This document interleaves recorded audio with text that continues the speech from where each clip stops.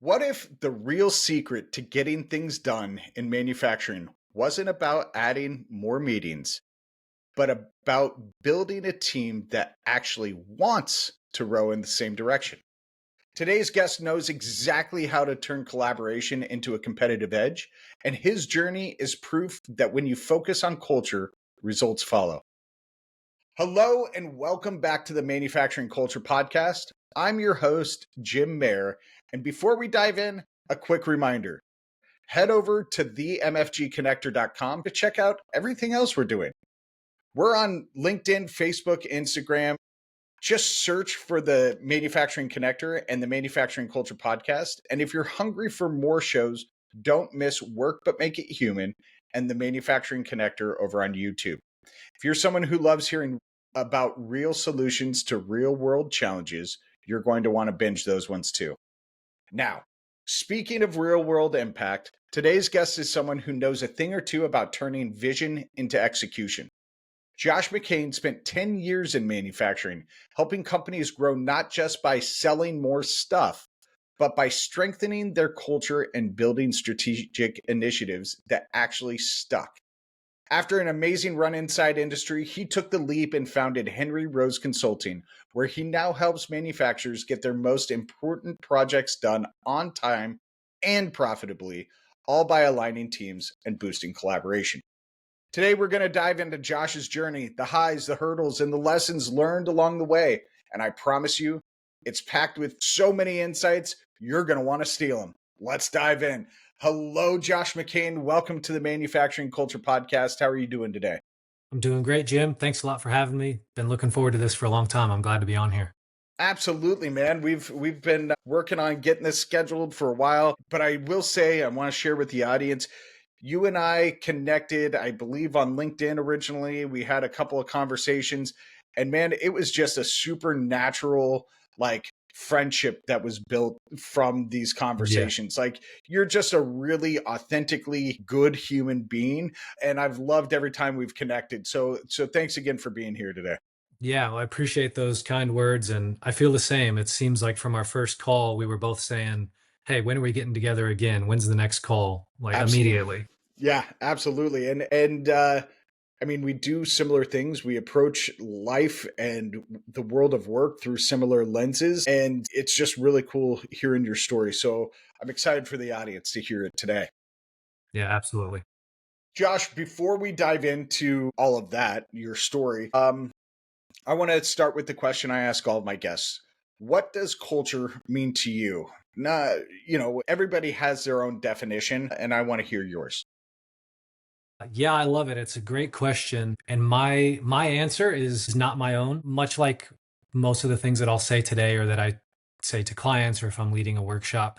It's stuff that I've learned from someone over the years. And I don't know where I learned this, so I can't properly attribute credit, but it came from someone other than me.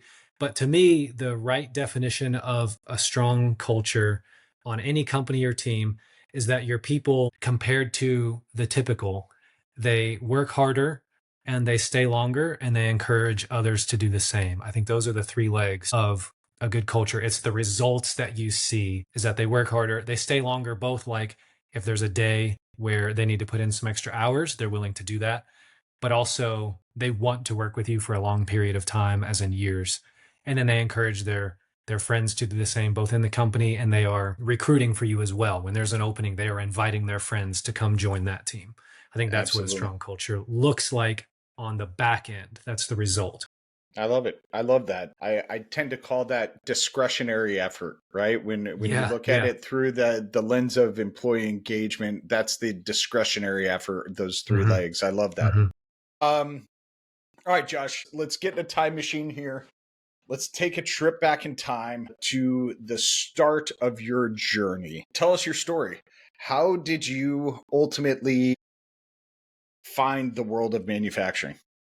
Yeah. So to go in the time machine, we probably need to go back to 2012. And I was at university here in Indiana, and I got an internship with an accounting firm, public accounting firm. So not manufacturing. But what that meant was that I got exposed to 75 to 100 different companies every year by going out and auditing these companies.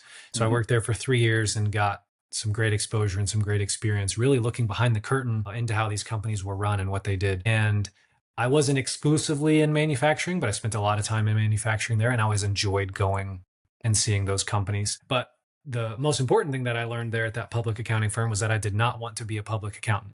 So just when it became time to sit for the CPA exam, it's kind of like, if you don't sit, then, here's the door. Like, you're either taking the exam or you're not working here anymore. And that's totally fair. That's the next career progression. It totally makes sense. And I knew that I wasn't going to take the exam. So I was just starting to look, and a manufacturing company just down the street from where I lived approached me. I knew them through some family relationships, and they said, we want to have you on the team. You can work pretty much anywhere you want within the company. We're new, we're young, but we want you here. And so that was awesome. The ability to Yeah. just sort of like write my own job description. So that was when I joined. That was a manufacturing company. I joined them in 2014 and started out in marketing. And then after about 4.5 years in marketing, I moved into pretty much was just called strategic growth, I think was what my title was. They just wanted me to work on miscellaneous projects that would help improve the health of the company, the long-term health of the company. And a big piece of that, I spent probably the last 3 years there devoting 30 to 40% of my time to understanding and improving employee engagement within the company. And there were plenty of things that I did right and even more things that I did wrong, but it was a great way to learn all about what employee engagement is. And the thing, this isn't really a part of your question, but I'm going to throw it out there because I think it's really valuable. The thing that I was most proud of with that whole foray into employee engagement, this was really my first experience with it, where I dove headlong into it, was we developed these awards based on our core values. So a team had Awesome. revamped our core values, and there were 5 of them, and we developed awards based on each of them. And the awards had catchy names based on what the core values stood for. And then at our annual Christmas party at the end of the year, based on coworker voting. So there was nowhere to hide. It wasn't that the president just chose it. You were Yeah. voted by your peers. We gave away 5 of those awards, 1 for each core value. And it was so cool to see after people won the award, how meaningful it was. There were people up on stage receiving the award and actually crying. They were so proud, bringing That's their awesome. whole families up to take pictures with their award and in front of our big company logo. It blew my mind. I expected it to be fun, but blew my mind at how meaningful and impactful it was. That was really one of my proudest achievements while I was there. That's And awesome. then 2022, I've always wanted to start my own business, even before I started telling this story, even in the timeline before that. I've always wanted to start my own company. Never really knew exactly what I wanted to do. I have interests, a broad range of interests. And so I think that can be a good thing. And also, in my case, it's kind of kept me from honing in on any one thing. But in 2022, I finally got like really serious. All right, I'm going to do this.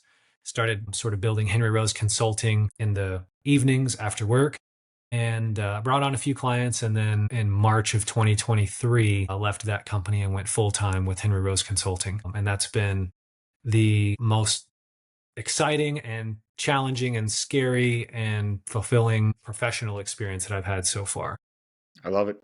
I love it. So, looking back on those early stages of your life, were there any mentors or coaches or even lessons, but let's focus on the humans. So I take that back. Were there any coaches or mentors that helped shape your view of the world of work, on leadership, on collaboration, on the things that you do now? Yeah. So even going back to the accounting firm that I worked at, there was great leadership there and a big emphasis um, on development of people, not just to strengthen the firm and not just to make the firm more money. Kind of the people were the end in and of itself. We want our people to be better just because we want them to be better.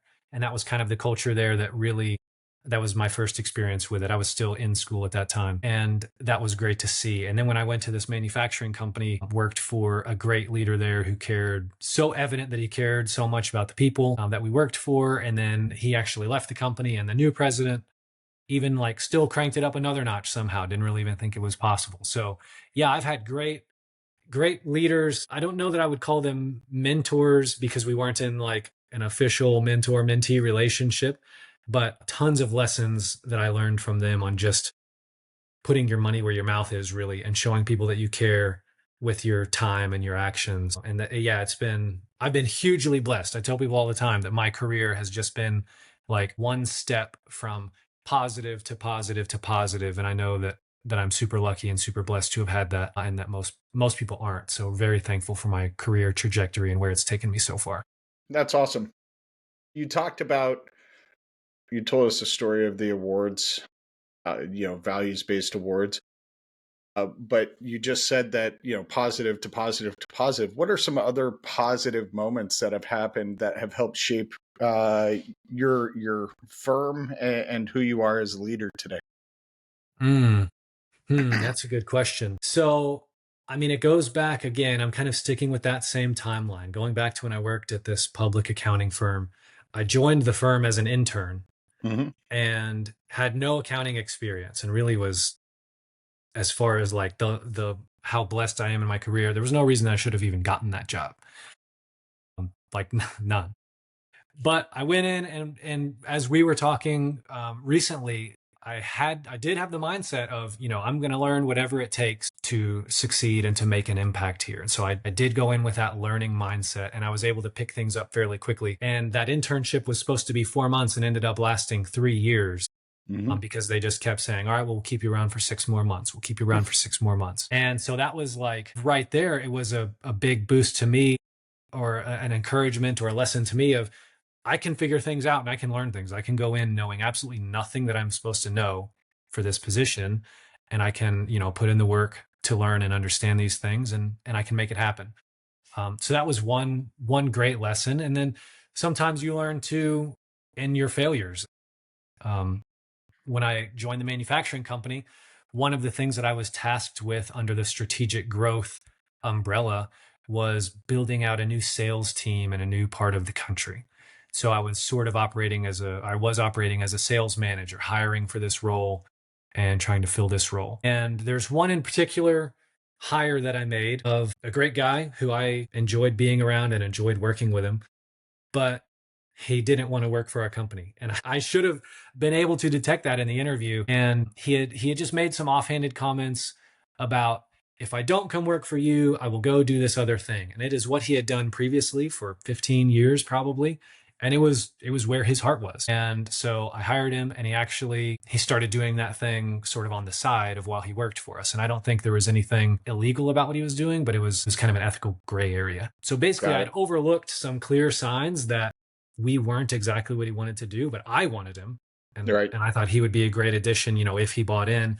And so I sort of almost convinced him, and obviously people make their own decisions, but I sort of convinced him to join our team when I should have kind of been listening. He was telling me, Yeah. without telling me, that he didn't want to work there.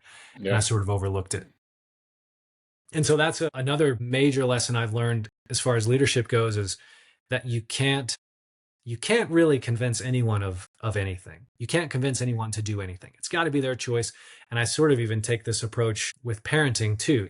I can tell my kids what to do, and I can kind of force them because I guess I have authority over them, but they're not going to really be bought in. And as soon as I turn my back, they're going to be looking for a way to get out of it. So it's always a much better approach. And this is so obvious. This isn't groundbreaking to anyone, but it's a much better approach when you can get buy-in from that person.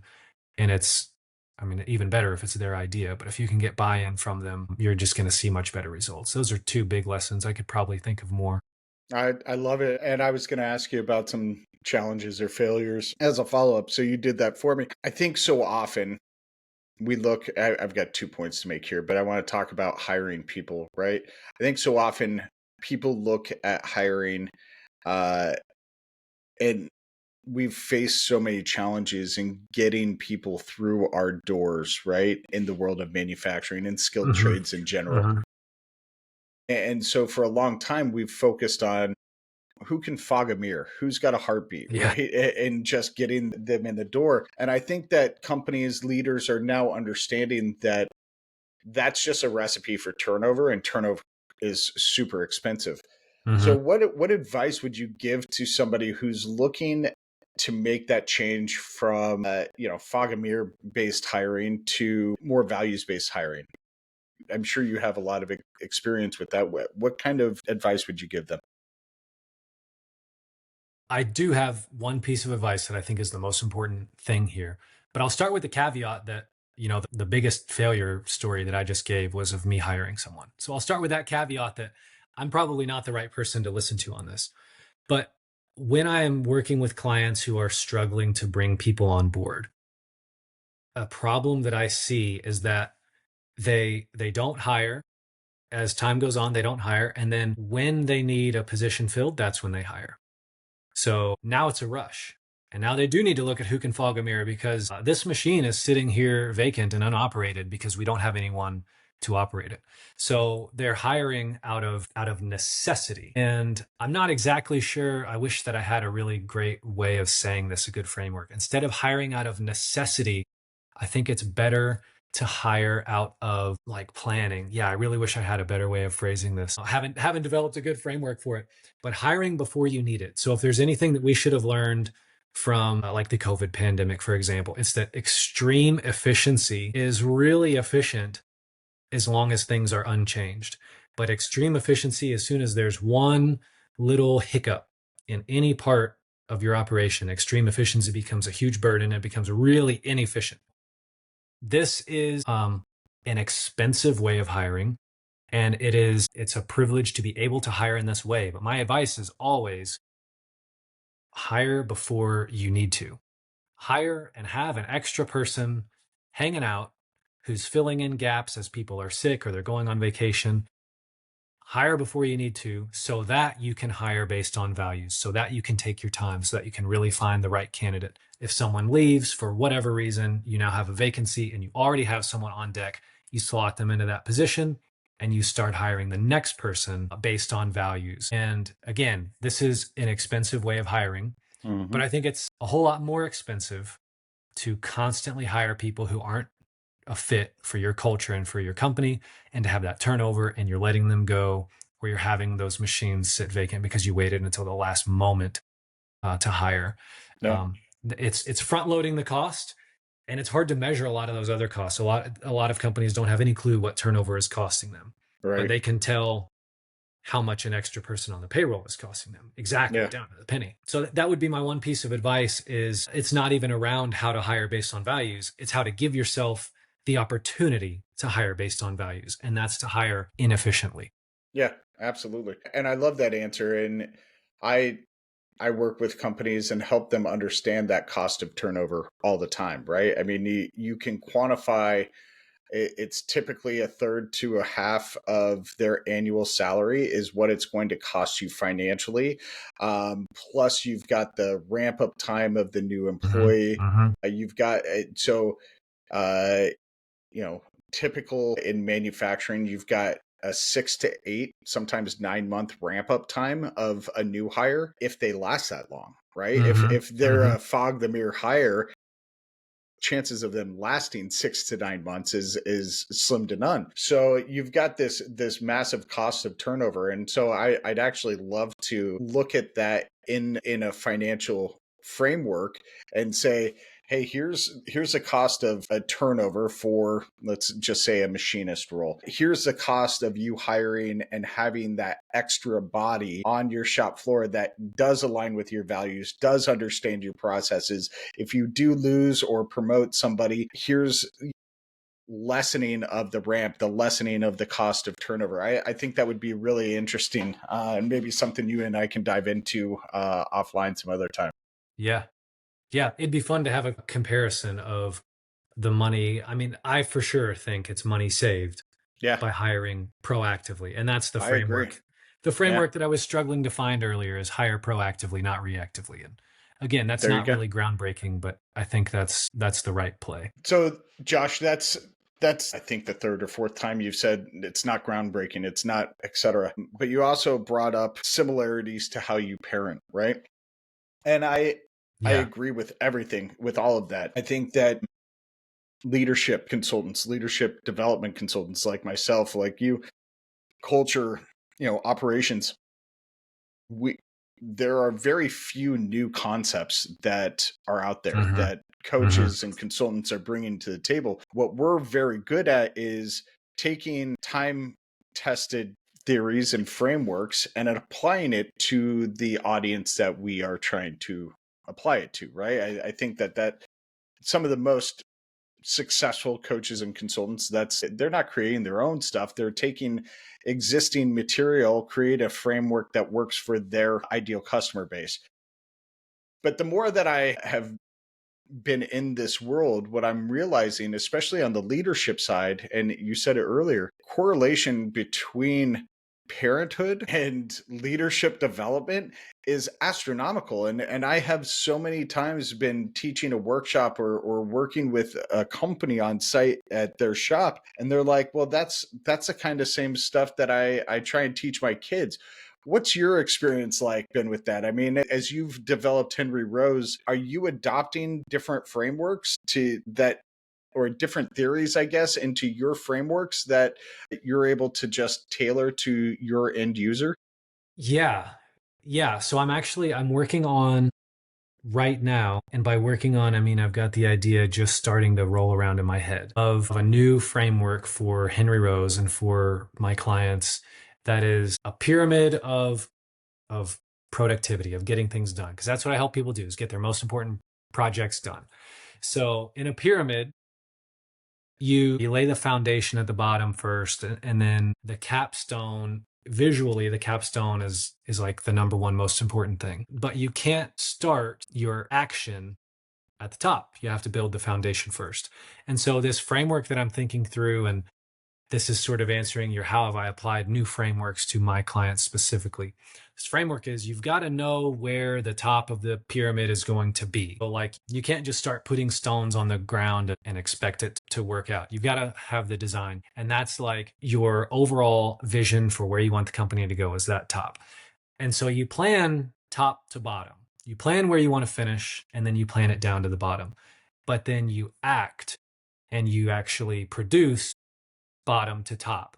So you write down your vision, you tell all of your people about it, but you don't just go out the next Monday and achieve that vision. You start at the bottom and you lay the groundwork, and then it's brick by brick taking action over years to achieve that vision at the top. And this is, like I said, a new framework that I'm sort of just thinking through and excited to roll out at some point in the next year, start using it with clients as a way to really present everything that everyone already knows. Like you said, none of it is new to me or proprietary, so to speak. Now I can give it some catchy name and then put a TM on it, and it will be proprietary, but it's Right, not. It's stuff that I've heard from someone else. But right. that's a framework that I've kind of adopted I dig that. and I'm sort of thinking through. And then another thing to tack onto that, you didn't ask this, but to tack onto this about how parenting relates to leadership. I read a book probably 2 years ago. So I used to read a lot of parenting books. And then I read one that honestly, I believe like I reached the pinnacle of learning how to parent kids. Okay. Every single concept in this book that I have put into practice has worked as it said it would. And so I'm just like, this just works.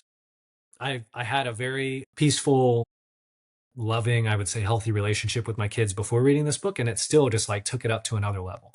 So over the last 2 years, all I've done is reread that book from time to time and kind of brush up on it. And so one of the things in that book, one of the concepts is not telling your kids what to do or not even telling your team what to do in a leadership environment, but it's just giving them information, letting them think about it like a rational human being and make a decision. And so, like, I will see trash. I'm looking out into our yard. I'll see trash in the yard. And I know that one of my kids left it there. And so I could say, Ada, you left your cup in the yard. Or I could say, Silas, go pick up that piece of trash and throw it away. And I could Hmm. tell them what to do. And I think that that would even be fair. Like they took trash, they left it in my yard, and it's going to mess up our, our environment, our neighborhood, or whatever. I think that's fair. But what I've started to do, what I've learned to do is to just say, there's trash in the yard, and just give them that piece of information, just like a little reminder. And they can both Interesting. look, and they will always, like, seriously, 99% of the time, they will look out and one of them will just say, that's my cup. Whoops. They'll go out and get it, they'll throw it away. And so it not only sort of restores that collaboration in our relationship where they don't feel like I'm dominating them. I'm just like a partner with them, but it also empowers them to see things, think about it, make a decision on how to fix it, and then do it. And I think I can't really come up with a better analogy for how leadership should work. Yeah. Yeah. Yeah. So I love that analogy. I love that framework. That's great. So everything that you've learned so far, Josh, going back to the mentors, the positive experiences that you've had building this program, the value awards, some of the mistakes that you've made and learned Mhm. from, what piece of advice would you give to somebody that's just coming into the industry? Hmm. Um, I think it goes back again to what we've talked about before, is that growth mindset. Especially if someone is new into an industry, you've got to approach it with a growth mindset and a willingness. Who did I just, oh, shout out to Bo Du, who I met on LinkedIn. He just said, you've got to approach learning things with black belt expertise. So try and be as good as you can. Try to develop that black belt expertise, but approach it with a white belt mindset that you can always learn more. You're always a beginner. There's always another level that you can move up to. And I think if you do that, this impacts the way that you treat yourself and others in the face of failure. And this, my piece of advice, my first thought was give yourself some grace and give others some grace when they make mistakes. For the most part, nearly everyone you meet is doing the best that they can and they're giving it an honest try. Hell yeah. And so give them some grace. But then to rewind even one step further, if you've got that growth mindset, then of course you're going to give yourself some grace because you're going to be saying, I'm still learning, I'm still getting to know these things, and you can apply that to other people as well. So that I think that's got to be number one, is approach things with that growth mindset, that willingness to learn, always striving to be the best that you can be, but accepting that there's always more to. I love it. I love it. So let's talk a little bit more about Henry Rose. You talked about, taking that leap. It was always something that you wanted to do. What made you think that it was the right time? My wife agreed that I should do it. That's really pretty I much love it. it. Yep. I have a I have a Roger pretty that. high tolerance for risk, calculated risk. I have a pretty high tolerance, and I would say that she doesn't.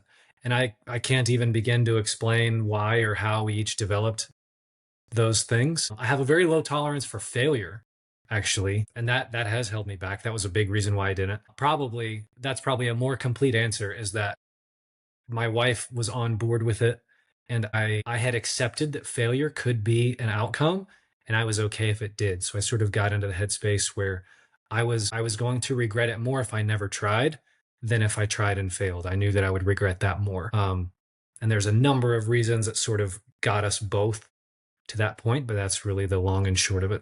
I love it. Starting a business. You said it at the beginning. I've told people it's somehow simultaneously the most exhilarating and the most terrifying thing I've ever done. Right. And, Yeah. and it's Yeah. weird to have those emotions conflicting in you. And I'm 3.5 years in. Right. And it's still exhilarating and Hmm. still terrifying every day. Hmm. What is one thing that you thought was going to be easy, but has been a lot harder than you expected? Yeah. That's business development for sure. That's my Achilles heel. And I really thought, before leaving my former company, I've got really great relationships with a number of people in the manufacturing industry. They like me, they want to Hmm. support me, and they've said as much. But there is a difference between saying, "Let me know how I can help you," and writing a check. And so I thought, these people, I can tell that there are ways that I can help them. So I'm going to start this company, and then I'm going to call them and I'm going to say, "Hey, I think I can help you in this way." And they're going to say, "Great, let's start next week." And that just didn't happen. So going back again to that growth mindset, that's, I guess, going to be the theme of this call, is we're going to keep talking about it. I have worked with two separate coaches at different times to improve my business development skills and process. And it's still not where it should be, and it never will be. There's always Right. room for improvement, but it's miles ahead of where it was when I started. That's by far been the biggest challenge. And to illustrate that, I really was like, this was eye opening for me. I had a great client come on board, and I was super excited that the money came through. We had agreed to work with each other, and I was excited for about 4 seconds, and then just thought, "Where's the next one? Where's the next one coming from?" And that really encapsulates that this is like a fear of mine. Is, I'm not going to be able to bring enough people on board, or they're all going to cancel working with me at the same time, and it's all going to come crumbling down. That's by far been the biggest challenge. That answer, not only I felt so deep in my soul, but it also triggered some anxiety because I experience that every day, man. Yeah, I yeah. know exactly what you're going through with that. That chasing the next client. Hmm. Hmm. And for me, additionally, because I have built this network and I do have great friends in this industry, I find it really hard to ask people that I like for business, right? And that's my Achilles heel when it comes to this is, and I had a coach try and tell me that it was because I didn't believe in my product. And that's categorically false. Hmm. I believe in it. I just have a hard time saying, hey, Josh, you and I are friends. Let me help you. Oh, and by the way, here's a price tag behind that help, right? Hmm. Hmm. Because I always look at help as something that you just do for people, right? And Yeah. so that's the mindset that I've had to get through, and I still struggle with it is yes, I'm helping people, but it does come at a cost because I'm bringing value. And so just changing, I still haven't figured it out, man, but Mm. I felt your answer deep, deep, deep in my soul there. With the experiences you've had, Josh, what are some of the biggest barriers that companies are facing out there?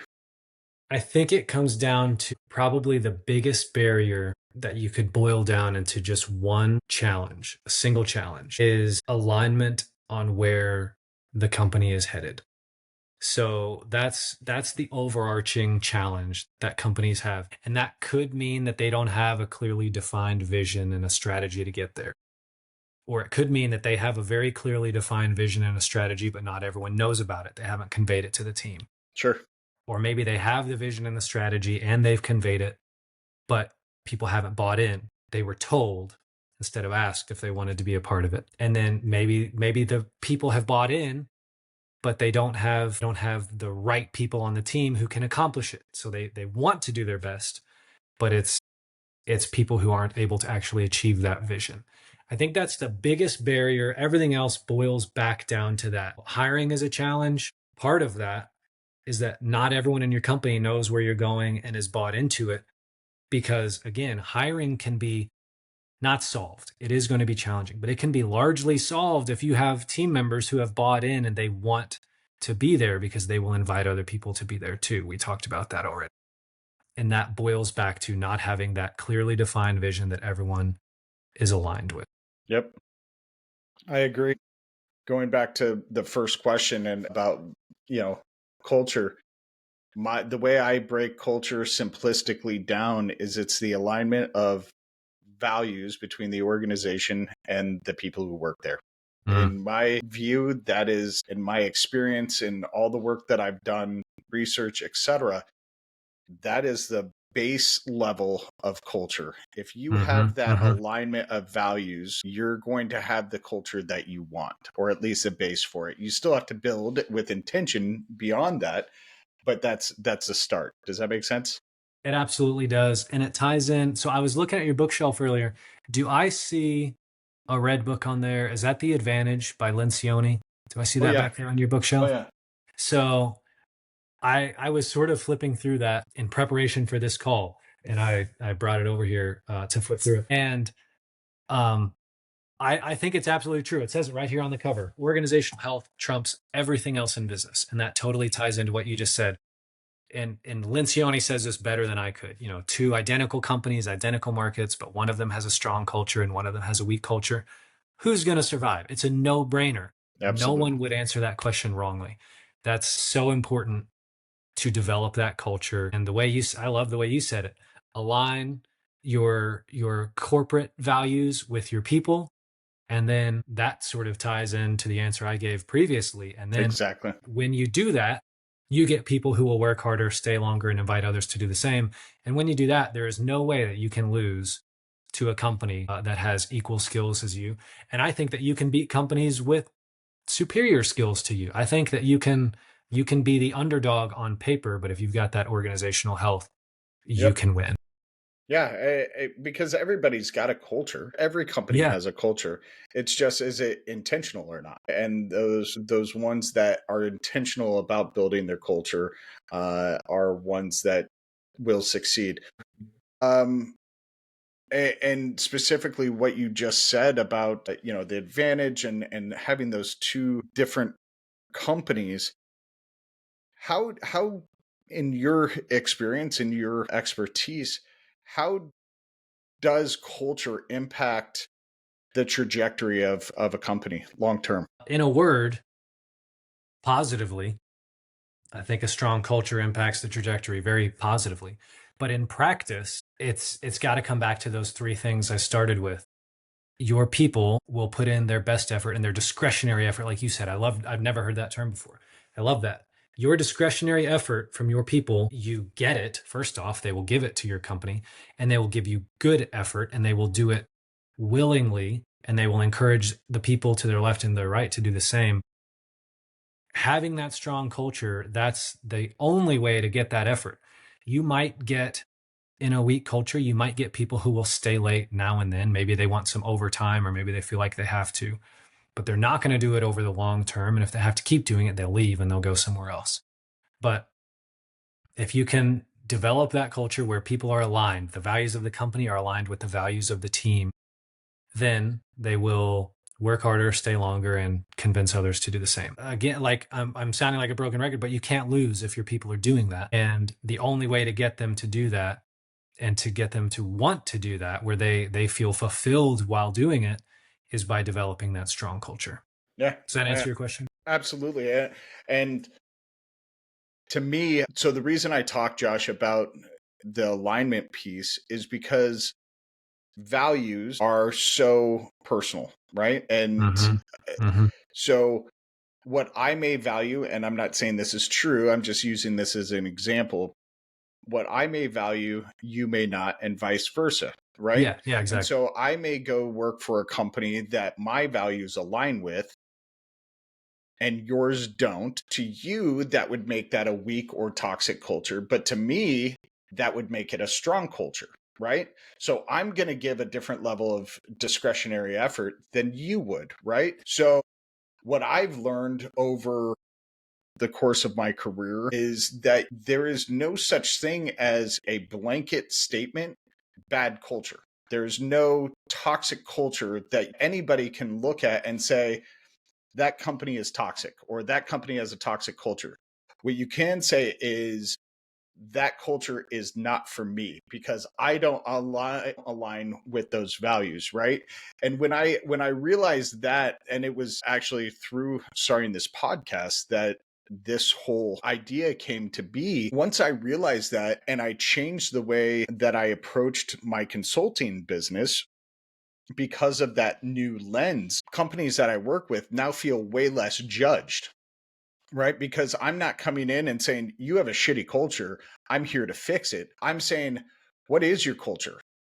Are you intentional about building your culture? Have you hired the people that fit that intention versus the judgment? And so now people are much more willing to work with me on that side, on the evaluation side, because it's not a judgment of their culture being bad or good. It's, have you hired the people that fit the culture that you're intending to build? Does that make sense? It absolutely does. And yeah, I can see how that opening question of what's culture to you, that could instantly open your eyes to that when someone says, well, good culture to me is YZ. And you're like, that sounds like a terrible culture. But to them, it's a strong culture. And Absolutely. yeah, I totally agree. And to build on it a little bit more, there's a book, one of my favorites, possibly my favorite book, is called The Inner Game of Tennis. Have you ever heard of it? Nope. But if it's one of your favorites, I'm gonna read it. All It's right. so it's literally a book about your mindset while playing tennis, but it applies to other things like golf Sure. and leadership in life. So Yep. it's really become this broad broad ranging book. And in that, somewhere in the mindset in that book, I don't remember exactly what the section is talking about, but he's a tennis coach. He's telling someone, stop saying, I hit a bad shot or I'm proud of that good shot. I'm not sure that I 100% agree with this, but the coach says there's no such thing as a good or bad shot. That shot that you just hit into the net is a great shot to your opponent. They are really thankful that you hit that shot. It's a bad shot to you. And so, this isn't an exact one-to-one analogy, but it kind of gets into what you said. There's no such thing as a good or bad culture, but it's a good or bad culture for me. It's a good or bad fit for me. Yeah. No, I love that. And I'm definitely going to read it. I watched Breaking Point or whatever that show was on Oh, yeah. Netflix about tennis. I watched the Full Swing. I watch the F1 shows. There's a different mindset in those individual sports like golf, like tennis. And there's a major mental barrier you have to get through because you're battling yourself. I mean, you have an opponent out there, but your biggest opponent is yourself. And so if the inner game of tennis talks about that and I can relate that back to leadership, I love that. I'll definitely read that book. So thank you for that. Yeah, I think you'll like it. Awesome. What would you, if you could change one thing about how manufacturers approach leadership and culture today, what would that be? I think that there is, in a lot of cases, this is kind of I'm going to speak out of both sides of my mouth here. In a lot of cases, the leadership of a company thinks that they've got the MBA and they've got the experience and they've got the degrees. And so they know all the answers. And that's somehow, I think that is more pervasive in manufacturing. And actually, even now that I'm talking, I'm sort of developing this theory. I think it's because so many manufacturing companies started with one person in their garage making some widgets, and then it grew and it grew and it grew. And so they've done every single job in the company from day one, and they know, and they're probably one of the best at every single job in the company. And so they don't really feel like they need advice. So I think that's a big weakness in manufacturing, is that the leaders of the company often don't take the advice of the people under them and the people who are closest to the problem. I talk about that a lot on LinkedIn. Your people who are closest to the problem should be the most involved in solving it. And that's not always the case. At the same time, here's where I'm going to speak out of the other side of my mouth. The flip side of this that I've seen is when leaders do ask the people closest to the problem for advice. Sometimes they will get 3, 4, 20 ideas on how to solve a problem. And they're not all right. And some of them aren't good. They're just bad ideas. And there's this mindset that I've seen in many companies where the people, it's like, if you asked me for my advice, then you better take it and you better implement it. Or else, why'd you even ask me? You don't actually care about my opinion. That was just for show. And that could be true sometimes, but I think that you've got well-meaning leaders who truly do want the feedback of their people.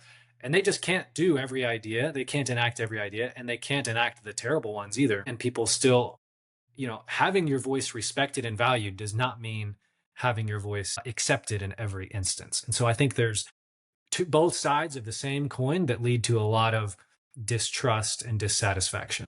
Yeah, I love that point. That's a great point about not every idea is a great idea, but every idea deserves to be validated. Yeah.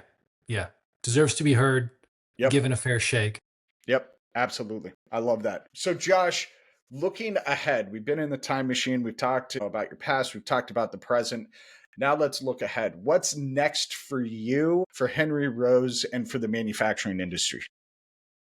For Henry Rose specifically, you and I have talked about the virtual summit coming up probably later this year, sometime in the fall of this year. So I do a lot of peer-to-peer group coaching, and that's my favorite thing to do. I love working with clients one-on-one, but I really love the peer-to-peer group coaching. So I'm taking that model and trying out a total new experiment. This is that white belt mindset where, I don't know everything about this, and doing a virtual summit with at least 36 committed breakout sessions right now. Could be more than that by the time it comes around. So a 3-day virtual summit where people can choose which sessions they want to go to, what topics they want to learn about. Really excited about that, and excited that 36 people so far have seen my vision and wanted to get behind it, which is just a really cool validation of that idea. So I'm so that's what's excited to next. be a part of it, man. I think Absolutely. Yeah. this is an unpaid promo of Josh's idea, but this is a really cool idea. And so are you comfortable talking about the structure and the format a little bit for these folks? Yeah, sure. So I'll start by saying it's still sort of up in the air. Like I said, I'm a white belt at this and just learning. So a lot of it is going to come down to what people are asking for, both speakers and attendees. But right now the vision is it's 3 days over 3 weeks. So instead of like a Tuesday, Wednesday, Thursday that someone has to carve out, it'll be Tuesday, Tuesday, Tuesday in consecutive weeks. 3 hours per day with breakout sessions lasting, they'll fill an hour window, but they won't take up the full hour. There will be breaks in between. And the topics range from employee engagement to improving your sales to improving how you handle insurance and payroll to throughput and lean practices. There's so many different topics to choose from based on the speakers who have signed up. Really, really exciting. And I mean, that really covers the whole theme. 3 days, 3 sessions per day, and probably more than 3 sessions per hour, which is really cool. That's awesome. So if somebody is interested in being a presenter for this, how would they get a hold of you? So I'm on LinkedIn, Josh McKain, McKain. And then I've also got, an email address, josh@henryroseconsulting.com. There's no web page for this yet. There will be a place for people to sign up, ask questions, learn more about it. But right now it's just LinkedIn or the email. Awesome. So what's the future of manufacturing? What excites you about the future of manufacturing? I think exciting me about manufacturing is the pressure and the uncertainty and the challenges that we have right now. I think are all going to lead to more stuff being made in the US. And I think that's really great. I'm not an economist and it's not a political statement in any way, but I think that work is coming back to the US. And I think that's great. Yeah, that's where I see us heading. Awesome. Josh, last question that I ask every guest. And again, like I said before we started recording, I love this because you and I don't know what we're going to talk about. Mm-hmm. What haven't I asked you or what haven't we talked about that you want to share with the audience? You did tell me you were going to ask this, but you almost immediately hit record after that. So I didn't really have any time to think about it. Yes. So actually, something that we haven't talked about that is really unimportant. So this will end on a very light note. Fantastic. Probably 6 months ago, my kids and I, who we've talked about several times on this podcast already, we were at McAllister's Deli. Do you have McAllister's where you're at? Yeah, absolutely. Love McAllister's. So we were at McAllister's and my son, for whatever reason, called it McAllister's instead of McAllister's. He just said it while we were eating. And I was like, that sounds like the name of a Sherlock Holmes dog, like a dog, Sherlock Holmes in the form of a dog. And then they were like, that'd be such a great book. Dad, you should write that book. And I was like, no, I'm not going to write the book. I'm not an author. I don't know how to write books yet. I'm working on several and but I was like, I'm not going to spend the time writing that book. And they kept asking me to do it. And I did it without telling them and just surprised it this week. And I actually have right here another book, Mac Allister. There's the Sherlock Holmes dog. So we haven't talked about that yet. And I've got these little post-it notes in here because it's filled with typos. I'm not a professional author for sure, but it was a ton of fun, super great creative outlet. And the kids, like, they were literally jumping up and down and high-fiving and like dancing and shouting when they saw it. Totally made it worthwhile, made me want to write another. Holy shit, man. That's really fucking cool. It was awesome. Is that available for anybody to buy? I mean, are you self-publishing? Tell us more. Self-published. There's a great guy on LinkedIn named Corey Kirby with 2Ks. He helped me publish it. Would not have been able to do it without him. And it's just on Amazon. So like I didn't buy a bunch of copies or anything to ship out. It's print on demand through Amazon. Okay. Which is nuts. You can buy it. They will print it and ship it to you in like 36 hours. I can't understand the scale of Amazon sometimes. But yeah, it's available on there, Mac Allister. And it's It's not going to be a book that anyone listening to this podcast will enjoy, but if you have kids who are between the ages of like 6 and 12, I think they'll enjoy. I have a 10-year-old boy who really enjoys spy, detective, that Oh, kind cool. of Cool. stuff. So yes, I will definitely buy a copy for him because Awesome. Love to hear he's that. just getting to the end of the series he's really enjoyed, and we were looking for what's next. So the Adventures of Mac Allister, I think, is going to be it. That's really Love cool, it. man. Love it. Yeah. Yeah, it was fun. And uh I don't like to just dive into things halfway. So in writing one book as a complete hobby, I also planned the story arc for 12. So there's a lot of room for more books. That's awesome, man. So cool. Dang. All right. Introduce you. Thank you. Josh, thank you for being on, man. Thanks for having me. This was a really cool conversation. I learned a lot about you, about your journey, and like I've said, we've talked quite a few times, but it was really cool to hear more about the backstory, where you're at now, your thoughts on everything. It's just a lot to take away from your journey, from your story so far. And I love that you're tackling culture in a way that's not just a buzzword, that it's not just fluff, and you're looking at it as the engine to get results. So Yeah. really impressed with you and your company and everything you're doing. So thank you again. Yeah. Thank you very much for having me. It's been a blast to be on here. Yeah.